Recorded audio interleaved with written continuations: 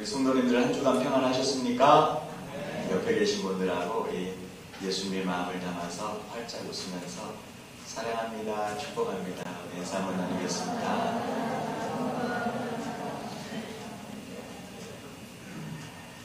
우리 교회 오는 성도님들에게 사랑이 넘치고 화평이 넘치고 은혜가 넘치고 기쁨이 넘치는 교회 살았으면 좋겠습니다. 그런 은혜가 있기를 간절히 바랍니다. 어떤 연구기관에서 조사를 했습니다. 체력과 체격이 비슷한 두 사람을 가지고 연구를 실시를 했는데 어떤 연구를 했냐면 어떤 일을 주면서 한 사람에게는 이 일을 왜 해야 되는지 목표의식을 정확하게 심어주고 한 사람에게는 알아서 마음대로 해봐라 이렇게 한 것입니다. 시간이 어느 정도 지나가지고 결과를 보니까 어떻게 했습니까? 목표의식을 가지고 일을 한 사람이 훨씬 더 피로감도 덜 느끼고 더 많은 일을 했습니다. 이와 비슷한 실험을 미국에 있는 위스콘신 대학교에서 실시를 했는데 산에 사람들을 데리고 갔습니다. 벌목을 하는 현장에 데리고 가가지고 한 팀에게는 이 벌목을 하는 방법에 대해서 소상하게 일러주었습니다. 그리고 이 방법으로 벌목을 해보십시오. 또 한 팀에게는 알아서 마음대로 벌목을 하십시오. 두 팀이 벌목을 했는데 결과는 완전히 달랐겠지요. 그거에 대한 설명을 확실하게 듣고 벌목을 한 팀이 훨씬 더 능률 있게 많은 벌목을 할 수가 있었습니다. 그리고 트랙에 적재를 할 때도 설명을 잘 듣고 그곳에서 일을 한 사람들이 트럭의 적재량의 90%까지 적재를 할 수가 있었는데 마구잡이로 막무가내로 트럭의 적재를 한 사람들은 60%밖에 적재를 할 수가 없었다는 것입니다. 무슨 얘기입니까? 우리의 삶에 있어서 목표의식은 굉장히 중요합니다. 내가 되는 대로 살자 이게 아니라 분명한 목표를 가지고 살아가는 것이 참 중요합니다. 우리는 믿음 생활을 하고 있습니다. 내가 신앙생활을 합니다. 하나님 앞에 기도하고 예배하고 하나님의 뜻대로 살아가는 하나님의 말씀 가운데 신앙생활을 하는데 신앙생활을 하는 우리에게도 마찬가지입니다. 확고한 목표를 가지고 믿음 생활을 해야 됩니다. 나는 예배 생활을 이렇게 해야 되겠다. 말씀 생활은 이렇게 해야 되겠다. 기도 생활은 이렇게 해야 되겠다. 확실한 목표를 가지고 믿음 생활을 해야 합니다. 제가 우리 교회에 부임한 지 한 달 보름 정도 이렇게 된 것 같습니다. 교회 와보니까 참 좋습니다. 성도님들이 거의 대부분 친절하시고 또 사랑이 넘친다. 이런 마음이 듭니다. 목사님 하면은 안 돼요. 네, 제가 여기 부임해서 들은 얘기인데 교회 몇몇 가정이 다른 교회로 떠났습니다. 개인도 다른 데 간 분들이 있습니다. 딴 데 간 분도 있지만 교회를 중간에 다니지 않은 분들도 있습니다. 이런 얘기를 듣고 제가 여기 부임해서부터 그분들에게 연락을 하고 접촉을 해서 만나기로 했습니다. 저희 집에 초청을 하기도 했습니다. 그리고 일터에 찾아가기도 하면서 기도하고 권면하고 교회에 나오십시오. 이런 얘기도 전합니다. 그 중에서는 다른 교회에 가가지고 정착을 하고 믿음 생활을 잘 하는 분이 있는 것 같기도 하고 그 중에서는 아직 교회를 정하지 못하고 그냥 그 자리에 머물러 있는 분들도 있는 것 같습니다.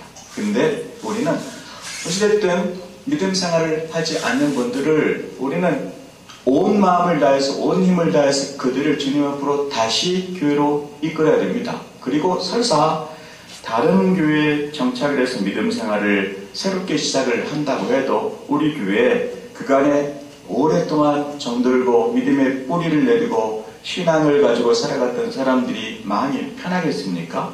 우리는 계속적으로 그들을 위해서 기도하고 접촉해서 다시 우리 교회로 오시어 와가지고 우리와 같이 위대한 교회를 한번 이루어 봅시다. 하나님이 기뻐하는 교회를 이루어 봅시다 하면서 계속적으로 우리는 권면하고 기도해야 합니다. 저도 그들을 권면하고 기도하고 찾아다니면서 교회로 인도하려고 최선을 다하려고 생각을 하고 있습니다.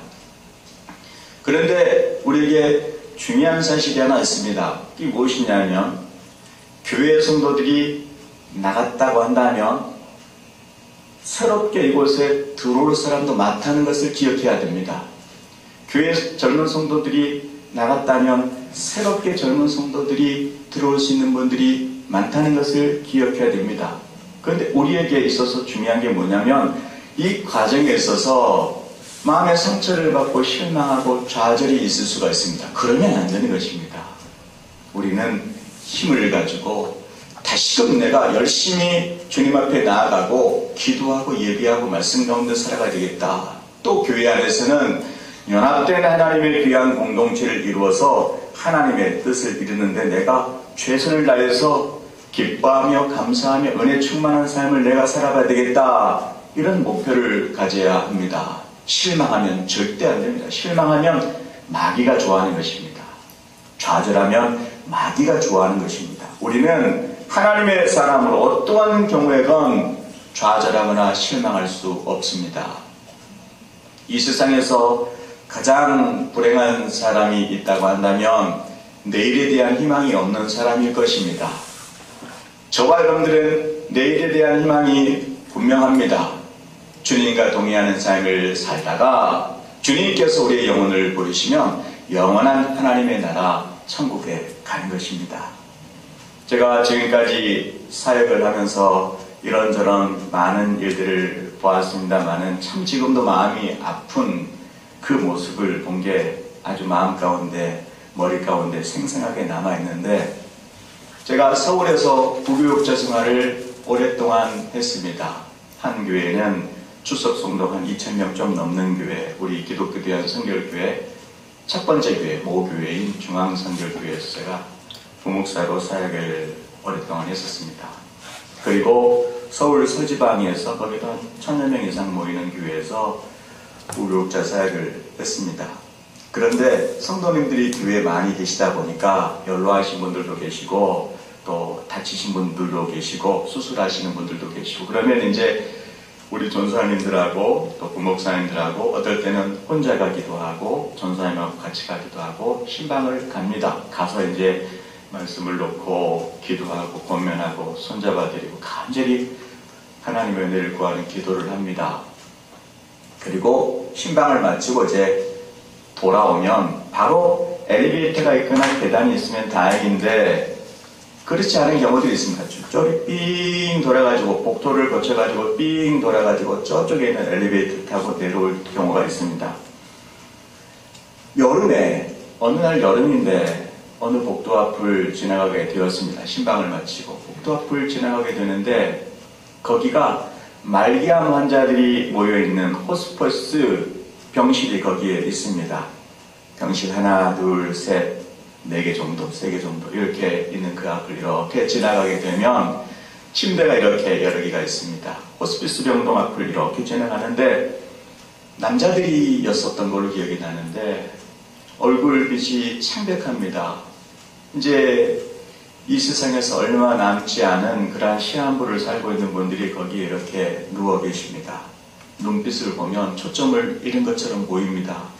그리고 거기에는 면회가 잘 되지 않습니다. 출입이 엄격하게 통제가 되었기 때문에. 하지만 더우니까 이제 문을 열어놨습니다. 얼굴에 실망한 빛을 이렇게 보게 되면 너무 마음이 아픕니다. 근데 한 분만 그런 게 아니라 다 젊은 분이나 연세 드신 분들이나 정말로 몸이 너무 아파가지고 고통 가운데 있어서 그런지 정말로 내 인생의 미래가 어떻게 될 것인지 불안해서 그런지 초조해서 그런지 그 옆모습으로 보여지는 그분들의 모습이 너무 안타까운 것입니다. 돌아가는 길에 참 마음이 편치를 않습니다. 그분들의 얼굴이 떠오르고 그분들의 장면들이 이렇게 떠오릅니다. 우리가 이 세상에 살면서 내일이 없고 내일에 대한 소망이 없고 내일에 대한 기대가 없는 사람처럼 불쌍한 사람이 없습니다. 우리는 내일에 대한 소망이 분명히 있습니다. 살아도 죽어도 주를 위해 사나이니 살아도 주의 것 죽어도 주의 것 우리는 주의 것이로다. 우리는 주님의 것입니다.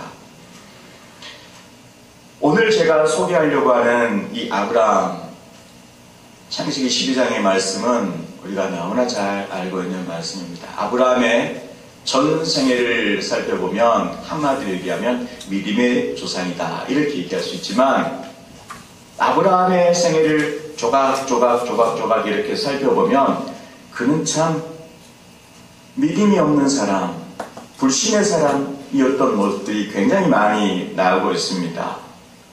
삶의 여정과 과정을 보면 실패의 사람이었습니다. 그런 실패와 불신의 사람을 하나님께서 부르시고 하나님의 사람으로 만드시고 그를 믿음의 조상으로 세워주신 하나님의 놀라운 섭리를 보게 되는데요. 오늘 우리가 읽으신 말씀이 본문 말씀 12장입니다만은 11장에 보면 아브라함의 생애에 대한 이야기가 쭉 조명이 되고 있습니다. 아브라함은 원래 갈대아 우르 지방에서 살았는데 그 갈대아 우르 지방을 떠나서 어느 객지로 가게 되었습니다. 마음이 정말로 초조하고 불안한 것입니다. 왜냐하면 고향을 떠났다는 것, 자기가 지금까지 살고 있었던 거처를 떠났다는 것은 이 당시에는 미래에 대한 희망이 완전히 없어져 버리는 것과 마찬가지였기 때문에 아브라함 역시 굉장히 쓸쓸하고 힘들었을 것입니다. 더군다나 아버지 데라가 죽었습니다. 아들 혼자 남아 있습니다. 아버지에 대한 상실의 아픔이 너무나 큽니다. 그리고 아브라함은 그때 나이가 75살입니다. 75인데 자손이 없습니다. 자손이 없다는 것은 미래가 없다는 것과 똑같은 것입니다. 더군다나 그는 여행길을 떠나고 있습니다. 여행길을 걸어가다가 그 나이가 많은 그 할아버지 아브라함이 어떤 일이 어떻게 생길지 알 수가 없습니다. 강도를 만날지, 갑자기 어떤 일로 인해서 쓰러지는 일이 생기게 될지, 짐승을 만나게 될지 알 수 없는 그런 상황 가운데 있는 것입니다. 그런데 그 사람이 어떻게 하나님의 꿈을 이루어드리는 사람이 되었을까? 어떻게 하나님의 사람으로 믿음의 조상으로까지 올라가게 되었을까? 아브라함이 하나님의 원대한 꿈을 이룰 수 있었던 첫 번째 이유가 있습니다. 그는 하나님의 말씀 앞에 긍정적으로 반응을 했습니다. 그리고 믿음으로 따라갔다는 것입니다. 창세기 12장 1절 말씀에 보시니까 여호와께서 아브라함에게 이르시되 너는 너의 고향과 친척과 아버지의 집을 떠나 내가 내게 보여줄 땅으로 가라. 하나님께서 명령을 하셨습니다. 내 아비 친척집을 떠나서 내가 내게 보여주는 땅으로 가라. 하나님께서 명령을 하셨습니다. 그런데 4절에 있는 말씀에 보니까 이에 아브라함이 여호와의 말씀을 따라갔고, 못 가겠습니다 이렇게 안 했습니다. 따라갔습니다. 순종했습니다. 받아들이고 긍정적으로 믿음으로 응답하면서 갔던 그 모습 속에 아브라함은 하나님의 꿈을 잉태한 사람이 될 수가 있었던 것입니다. 여기에 여호와께서 아브라함에게 이르시되, 이 표현을 보면 역사 무대의 사람들이 왔다 갔다 하는 것처럼 보이지만 역사의 배후 속에 하나님이 주관하고 계심을 우리에게 시사해 주고 있습니다. 오늘 우리는 이 땅에 살면서 본의 아니게 많이 다칠 때가 있습니다. 감당하기 어려운 일들이 벌어지기도 합니다. 내가 오랜 시간 동안 하나님 앞에 기도를 하지만 기도 응답이 되지 않고 정말로 지쳐가는 그런 모습이 있을 수가 있습니다. 그런데 하나님께서 아브라함을 지켜보시고 말씀해 주신 것처럼 끝내 아브라함을 믿음의 조상으로 일으켜 세워주신 것처럼 하나님께서는 오늘 우리의 모습을 지켜보고 계시는 것입니다. 하나님께서 오늘 우리의 모습 가운데 역사하고 계시는 것입니다. 그 순간에도 여전히 우리와 함께 하시는 것입니다. 출애굽기에 있는 말씀에 보면 이스라엘 백성들이 광야 생활을 이렇게 합니다. 얼마나 광야 생활이 어렵겠습니까? 폭풍우가 날리는 모래 사막에서 텐트 치고 텐트 뜯었다가 또 다른 곳에 텐트를 치고 거기에서 뭐 먹을 게 있었겠습니까? 하나님께서 그들에게 내려주시고 보여주시는 은혜가 시시때때로 있었습니다. 밤이나 낮이나 지켜주시고 도와주시는 하나님의 은혜가 있었습니다. 하나님께서 이스라엘 백성들을 향해 말씀하실 때 뭐라고 말씀을 합니까? 내가 너희를 독수리 날개로 업은 것 같이 너희를 인도했다. 독수리 등에다 태워가지고 창공을 막 날아가는 것처럼 내가 너희들을 그렇게 인도하였다. 나는 내 하나님이다. 분명하게 그들에게 말씀을 합니다. 그 하나님은 오늘 우리의 삶 가운데 함께 하시고 이 세상 끝날까지 우리와 함께 하신다고 말씀을 합니다. 그렇기 때문에 우리는 어떤 두려움이 와도 거기에 주눅들지 않습니다. 절망하거나 무릎 꿇지 않습니다. 하나님을 바라보고 믿음을 향해 믿음을 가지고 하나님 앞에 전진하는 것입니다. 그래서 이사야 41장에 보면 두려워하지 말라 내가 너와 함께함이라 놀라지 말라 나는 내 하나님이 됨이라 참으로 나의 의로운 오른손으로 너를 붙들리라. 우리 하나님께서 이사야 선지자를 통해서 우리에게 약속의 말씀을 하고 있습니다. 두려워하지 말아라. 놀라지 말아라. 낙심 말아라. 내가 내 하나님이 된다. 나의 오른 팔로 너를 붙든다. 분명하게 말씀을 하고 있습니다. 오늘 본문 말씀에 아브라함이 등장하지만 아브라함이 주인공이 아니라 아브라함 배후에서 하나님이 주관하고 계시고 말씀해 주고 계시고 여호와께 말씀하셨다. 와이오메르 이 단어는 하나님의 역사가 말씀으로 이루어진 것을 지칭할 때 쓰는 단어입니다. 다시 말하면 내가 오늘 사는 것 같지만 내 배후에서 하나님께서 내 인생의 모든 것을 다 주관하고 계신다라고 하는 그 뜻입니다. 우리는 두 발을 가지고 있기 때문에 이 땅에서 우리가 살아가고 있지만 우리의 영혼은 우리의 진짜 고향은 영원한 하나님의 나라입니다. 하나님께서 저와 여러분들을 불러주시고 주님의 말씀을 따름으로 살아가면서 우리에게 수많은 일들이 생깁니다. 예기치 못한 그러한 일들이 가정에도 생기기도 하고 우리 개인 자신들에게도 생기기도 하고 교회에도 납득하기 어려운 그러한 일들이 생기기도 합니다. 이럴 때 사람들은 실망에 빠지고 어려워하고 힘들어합니다. 우리는 그럴지라도 우리 중에 한 사람도 낙심하지 말아야 됩니다. 고난 앞에 굴복당하면 안 됩니다. 세상 사람들이 우리 인생 가운데 일어난 일들로 인해서 비난하고 조롱할지라도 사탄의 참소가 있다 할지라도 하나님의 사람인 우리는 고난을 묵상하면 안 됩니다. 하나님의 은혜를 묵상해야 됩니다. 하나님의 말씀을 붙들고 나아가야 합니다. 그리고 그 크신 하나님의 말씀을 붙들고 당당하게 그 길을 걸어가야 합니다.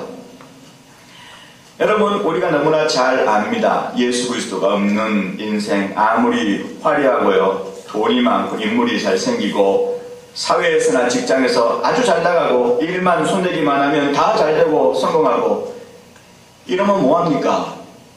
안 그렇습니까? 예수 그리스도가 빠져 있는 상태에서 이렇게 되면 뭐합니까? 아무 소용이 없는 것입니다. 오히려 더 허무한 것입니다. 그의 인생에 예수 그리스도가 빠져 있다면 결국 모든 것이 허무하게 끝나버리고 말 텐데 그 과정이 좋다고 행복하다고 얘기할 수가 있습니까? 과정이 아무리 좋은들 그게 무슨 소용이 있겠습니까? 다 소용이 없습니다. 키에르 케고르라고 하는 사람이 이런 얘기를 했습니다. 우리 인생에 대한 얘기를 할 때 이게 이제 열차라고 생각을 하면 우리 인생은 절망이라고 하는 열차를 타고 탔습니다. 절망의 열차를 타고 태어나면서부터 절망의 열차에 탑승합니다. 쭉 갑니다. 가다가 보니까 고통의 터널이 있습니다. 고통의 터널을 쭉 지나갑니다. 절망 가운데 태어나가지고 고통을 통과해서 쭉 고통 가운데 살아가다가 마지막 종착역이 죽음이라는 것입니다. 이 철학자가 이야기했습니다. 우리 인생의 모든 삶이 그와 같다는 것입니다. 좀 피부에 와닿지 않습니까? 그러나 오늘 우리는 예수님을 믿고 하나님의 자녀가 되었기 때문에 이거하고 상관이 없습니다. 우리는 하나님의 은혜 가운데 하나님이 주신 은혜 가운데 하나님께서 이끌으시는 그런 삶을 기쁘게 감사하면서 기도하면서 하나님과 동의하고 순종하고 주의 뜻을 이루고 하나님께서 우리 각자 이 아름다운 교회를 허락해 주지 않았습니까? 연합하여서 아름다운 공동체를 이루어서 힘을 얻고 간증이 넘쳐나고 사랑이 넘쳐나고 나가서 주의 복음을 전하고 그분들을 또 주님 앞으로 인도하고 선교사를 보내고 어려운 교회들을 후원하고 불쌍한 이웃들에게 가가지고 김치도 나눠주고 연탄도 나눠주고 쌀도 나눠주고 빵도 사드리면서 격려하고 같이 김장도 담아주고 이렇게 하면서 그분들과 사귀면서 그들에게 우리의 궁극적인 목표가 뭡니까? 예수님을 전하는 것입니다. 예수님을 전해서 그들을 주님 앞으로 인도하게 하고 성령의 역사로 말미암아 하나님의 말씀으로 그들이 구원받고 감동받고 회개하고 하나님의 자녀가 되는 게 우리의 목표 아니겠습니까? 하나님께서 우리의 삶 가운데 들어오셨습니다. 우리의 인생은 죽을 수밖에 없는 그런 인생이었습니다. 죄와 사망과 허물로 죽을 수밖에 없는 인생이었지만 하나님께서 우리 인생 가운데 들어오셔서 딱 낚아채 주셨습니다. 물에 빠져가지고 허우적거려가지고 그냥 곧 죽게 되었는데 딱 낚아가지고 구해 주셨습니다. 지옥에서 빠져가지고 완전히 죽을 수밖에 없었지만 하나님의 은혜와 긍휼을 베풀어 주셔서 우리를 하나님의 자녀로 삼아 주셨습니다. 얼마나 감사한 일입니까? 신학생들이 성경 공부를 하는 중에 성경 공부를 가르치는 지도 선생님이 뭐라고 그랬냐면 하나님의 음성이 오늘 나에게 들려진다면 어떻게 하겠습니까? 신학생들한테 앞으로 사역을 할 신학생들한테 성경 공부를 하다가 만약에 지금 이 순간 하나님의 음성이 나에게 들려지면 어떻게 하겠습니까? 이 질문에 대한 답을 글로 쓰도록 했습니다. 쓰여진 단어 가운데 어떤 단어들이 있었냐면 자유 끝, 죄책감, 얽매임, 즐거움의 종말, 좋아하는 것과의 단절, 익숙한 것과의 이별. 어떤 신학생은 이제 죽었다. 그런 답들이 많았다는 것입니다. 여러분, 하나님의 말씀, 교훈과 책망과 바르게함과 의로 교육하게 유익한 말씀들이 우리에게 들려질 때 우리가 왜 그것을 가지고 부담을 가질까요? 하나님의 음성이 우리에게 들려지는 것이 복되다고 찬송을 하면서도 그 하나님의 음성이 나에게 들려질 때 왜 힘들어합니까? 하나님에 대한 전적인 신뢰가 없기 때문에 그렇습니다. 여러분, 하나님께서 우리에게 말씀하실 때 그 말씀을 믿음으로 응답할 때 히브리서 11장 8절에 보니까 믿음으로 아브라함은 부르심을 받았을 때 순종하여 장래의 유업으로 받을 땅에 나아갈새 갈 바를 알지 못하고 나아갔습니다. 이렇게 말하고 있습니다. 아브라함은 늘 순종했느냐? 아닙니다. 아브라함은 순종할 때보다 순종을 안 할 때가 더 많았습니다. 그가 불순종하고 잘못된 길을 따라갈 때마다 계속해서 하나님께서는 아브라함에게 말씀하셨습니다. 그에게 찾아가셔서 그를 나무라거나 징계하지 않으시고 찾아가셔서 아브라함아, 아브라함아, 너 나를 알겠니? 믿음으로 나에게 응답하지 않겠니? 아브라함아, 다시금 생각 좀 해봐라. 하나님께서 보호하시고 막아주시고 아브라함의 마음을 권면하시고 그 아브라함이 믿음으로 응답할 때까지 기다리시고 보여주시고 이끌어주신 그 하나님의 놀라운 역사를 아브라함의 생애를 통해서 우리는 살펴볼 수가 있습니다. 하나님의 말씀이 들려질 때 두 가지의 반응을 하는 사람들이 있습니다. 베드로가 그 많은 사람들 앞에 나아가지고 설교를 할 때 옷을 찢고 마음을 찢고 통회하고 회개하고 주님께 돌아오는 역사가 나타나지 않았습니까? 하나님의 말씀이 들려질 때 그 말씀을 자기 나름대로 평가하고 판단을 하는 경우가 있습니다.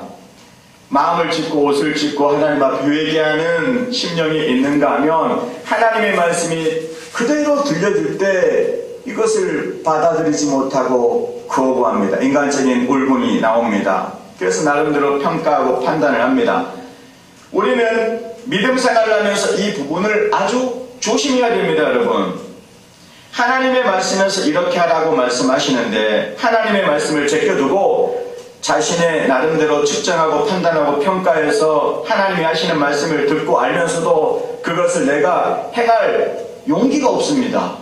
그렇게 해야 되겠다. 알기는 아는데 머릿속으로는 많이 들어가가지고 알긴 알겠는데 그렇게 할 용기가 안 납니다.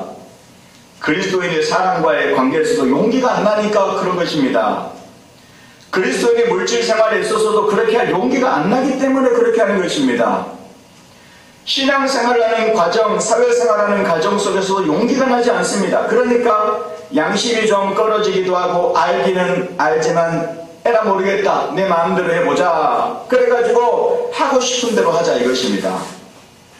이것은 신앙생활을 굉장히 잘못하고 있는 것입니다. 자기 자신에게 속고 있는 것입니다. 습관적으로 그렇게 믿음 생활을 내가 시작을 했다면 이것을 또 고쳐야 하는 것입니다. 양심이 괴로우니까 말하는 사람을 돌로 칩니다. 이것이 스데반의 말씀을 듣던 사람들의 모습이었습니다. 우리는 하나님의 말씀을 믿음으로 받아들이고 그렇게 사는 성도들이 되어야 됩니다. 그 사람들 속에 하나님의 꿈이 잉태되는 것입니다. 하나님의 꿈을 품고 나가는 저와 여러분들이 되시기를 주님의 이름으로 축원합니다. 두 번째는 이 아브라함이 하나님의 꿈을 이룰 수 있는 소망의 사람이 될 수 있었던 이유는 아브라함은 하나님과의 관계에 있어서 최우선을 두었습니다. 하나님과 나의 관계는 어떻습니까? 하나님과 나의 관계보다 우리가 살면서 더 앞장서거나 더 우선적인 게 있습니까? 아브라함을 보십시오. 자기의 인생 가운데 가장 중요한 것은 하나님과 나와의 관계이다. 넘버원 가장 크게 두었습니다. 창세기 12장 4절 상반절에 보니까 이 아브라함이 하나님의 말씀을 따라갔고 이렇게 나오는데 이 말씀이 비중 있게 다뤄지는 이유가 바로 1절에 나타나 있습니다. 1절에 너희 고향과 친척과 아버지의 집을 떠나 내가 내게 보여줄 땅으로 가라 이 말씀이 있습니다. 아브라함은 하나님의 말씀에 순종하기 위해서 그가 포기해야 될 것들이 있었습니다. 그것은 본토를 포기해야 합니다. 가라고 했으니까 그 땅을 떠나야 되니까 자기가 거주했던 모든 인간관계, 돈벌이 수단, 집 다 포기를 해야 됩니다. 그냥 몸 하나만 하나님께서 가라고 한 그곳을 가야 되니까 다 포기해야 됩니다. 오늘날 너로 하여금 있게 했던 모든 것, 친척, 나로 하여금 기쁘고 즐겁게 했던 모든 인간관계, 너의 아비, 너의 가치관, 나의 습관, 내가 좋아하는 이 모든 것들을 끊고 하나님의 말씀에 순종해야지만이 하나님을 따라갈 수가 있었던 것입니다. 그것은 하나님의 말씀을 최우선적으로 두지 않으면 도저히 할 수가 없습니다. 하나님의 말씀보다 내 생각이 앞서면 어떻게 하나님의 말씀을 따라가겠습니까? 우리는 이 아브라함을 통해서 배워야 합니다. 주님을 따라가는 믿음 속에는 두 가지의 개념이 있습니다. 하나는 분리의 개념, 딱 분리되는 것, 끊어버려야 돼요. 우리가 지금까지 살면서 끊어야 될 것들이 있습니다. 믿음 생활에 방해가 되는 것들, 내 생각, 내 사상, 내가 행했던 그러한 것들, 분리의 개념, 내가 좋아하고 기뻐하고 내가 사랑하고 내가 귀중히 여기고 내가 의미를 부여했던 이런 것들을 다 잘라버리고 단절, 그리고 하나님이 원하시고 하나님이 기뻐하시고 하나님이 귀하게 여기시는 것들을 내가 받아들이는 것입니다. 끊을 것들은 싹둑싹둑 잘라버리고 받아들일 것은 그냥 받아들이는 것입니다. 이것이 바로 믿음에 있는 두 가지의 개념입니다. 단절과 받아들이는 개념이 바로 이 믿음이라고 하는 개념 속에 들어가 있습니다. 우리의 신앙생활이 그렇습니다. 믿음 생활을 하면서 내 게으른 것들 이런 것도 잘라야 합니다. 세상적인 오락에 빠져가지고 혹 그런 것들이 어떤 면에서는 한 번씩 나에게 온다고 할 때 그런 것들도 다 잘라버려야 됩니다. 우리 성도들 가운데 술, 담배를 하시는 분들은 없으시겠지만 그런 것들도 세상적인 거라고 생각을 하고 잘라야 됩니다. 술, 담배를 하기 때문에 교회를 못 나온다. 이건 아닙니다. 얼마든지 초청을 하고 얼마든지 전도를 합니다. 그러나 주님을 만나게 되면 싫어집니다. 하나씩 하나씩 하나님께서 다 잘라지게 만들고 그렇게 하는 것 아니겠습니까? 주님은 이런 것들을 비유로 말씀하셨습니다. 어떤 농부가 밭을 빌려가지고 밭을 갈고 있었는데 밭을 갈다 보니까 밭 깊은 곳에 쨍그랑 설거랍니다. 깽기질을 하다 보니까 파보니까 거기에 보화가 있습니다. 고대 근동 지방에서는 전쟁이 많았기 때문에 부자들이 이 보화를 땅에다가 묻어두는 경우가 있었습니다. 이 농부가 보화를 발견했는데 캐지 못하고 덮어두고 집으로 돌아옵니다. 왜냐하면 자기 게 아니니까, 자기 밭이 아니니까 이걸 가져왔다가는 도둑질을 하는 것가 되기 때문에 그냥 땅에 묻어놓고 그냥 다시 옵니다. 집에 와가지고 아내에게 집을 팔자고 그럽니다. 아내는 내 눈에 흙이 들어가기 전까지는 팔 수 없어요. 그래도 팔아버립니다. 보니까 반지가 있습니다. 반지를 빼가지고 팔아버립니다. 여보 미쳤어요? 그래 나 미쳤다. 다 파는 겁니다. 아무것도 아니거든요. 내가 밭에서 본 그 보물에 비하면 아무것도 아니거든요. 이것 다 팔아도 이것 아무것도 아닙니다. 그러니까 그 비밀을 아니까 이거 별로 중요한 것으로 생각하지 않습니다. 내게 있어서 남들이 나에게 가장 부러워하는 그것이 지식일 수도 있고 돈이 될 수도 있고 명예가 될 수도 있습니다. 내가 하나님 앞에 나아가는데 가장 큰 장애가 될 수 있다고 한다면 진지하게 우리는 자기 자신에게 질문을 한번 던져보아야 됩니다. 아브라함이 믿음의 조상으로 살 수 있었던 그 요인이 어디 있습니까? 그것은 바로 하나님께서 자신을 통해서 이루시기를 원했던 것이 무엇인지를 바라보고 나아갔던 그 믿음에 있었던 것입니다. 아브라함은 하나님의 비전을 자기의 비전으로 보았습니다. 하나님의 말씀이 여러분들에게 선포될 때 지금 여러분의 현실 속에 이루어진 것이 없다고 할지라도 여러분들을 그렇게 만들어 가실 그 하나님께서 여러분들을 일일이 간섭하시고 개입하셔서 하나님의 사람으로 만들어가는 놀라운 비전을 이야기하고 있는 것입니다. 지치고 힘든 아브라함을 철저하게 격려하시고 이끄시고 도우셨던 그 하나님께서 저와 여러분들의 가정과 우리의 교회와 이 나라와 이 민족, 이 세계가 하나님의 나라로 펼쳐질 아름다운 가능성, 그 비전을 보게 하시고 오늘 여러분들을 부르시고 다가오셔서 권면하시고 말씀하시는 그 하나님 앞에 믿음으로 응답하며 나아가는 저와 여러분들이 되시기를 주님의 이름으로 축원합니다. 사랑이 많으신 하나님 아버지 감사합니다. 하나님의 그 사랑과 섭리를 우리가 말씀을 통해서 늘 배우고 발견을 합니다. 내 인간의 생각으로, 내 인간의 판단과 계획으로 하나님 말씀보다 앞서지 않도록 하여 주시고 하나님께서 이 성경 말씀을 통해서 하나님 자신이 성령을 통해서 우리에게 분명하게 말씀하고 있는 이 말씀이 어떨 때는 순종하기가 참 어렵습니다. 힘들 때가 많습니다. 순종해야 되는 것을 알면서도 용기가 잘 나지 않을 때가 있습니다. 하나님 이런 마음과 생각을 다 제거해 주시고 아브라함이 오직 믿음을 가지고 하나님의 말씀을 쫓고 따라갔던 것처럼 오늘 우리도 버려야 될 것들, 포기해야 될 것들, 그리고 말씀을 통해서 받아들여야 될 것들을 우리가 확실하게 받아들이고 말씀대로 살아가서 하나님께서 아브라함에게 주셨던 이 놀라운 축복이 오늘 우리 개인의 삶과 가정과 교회 위에 충만하게 넘칠 수 있도록 은혜를 내려 주시옵소서. 예수님 이름으로 기도합니다. 아멘.